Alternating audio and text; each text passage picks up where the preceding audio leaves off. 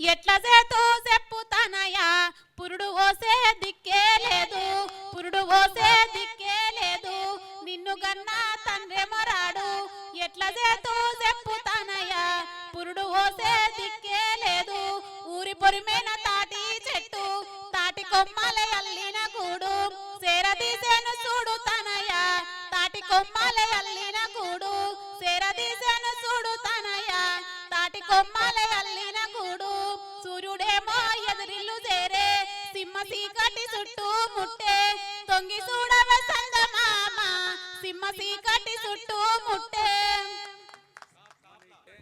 ఆ స్వరం మాకుంటే మేము రోజుకి అదే పని చేస్తుంటాం, మిగిలిన అన్ని పని చేసి నీకు అది దక్కింది.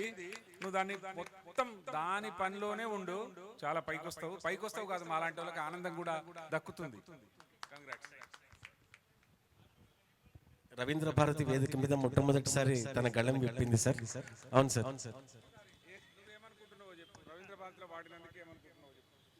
నా లైఫ్లో ఫస్ట్ టైం అసలు ఇట్లా వచ్చి వాడినా అని అనుకోలేదు సార్. నా మొదటిగా ఫస్ట్ రావడం, నేను ఇట్లా మైక్ వాడడం, ఇదంతా సెట్టింగ్ ముందు వాడడం, ఇది ఒక మన రవీంద్ర భారతిలోనే జరిగింది. ఇట్లనే నేను ముందుకు సాగాలని ప్రతి ఒక్కరు అన్నగారు అక్కగారు సార్లు అందరు నాకు సపోర్ట్ చేయాలని కోరుతున్నాను. నీ గొంతే నీకు సపోర్ట్ చేస్తుంది, మేమందరం సెకండ్ సపోర్ట్ చేస్తాము. రవీంద్ర భారతిలో 10 ప్రోగ్రాంలు ఇస్తావు, ఇయ్యాలి.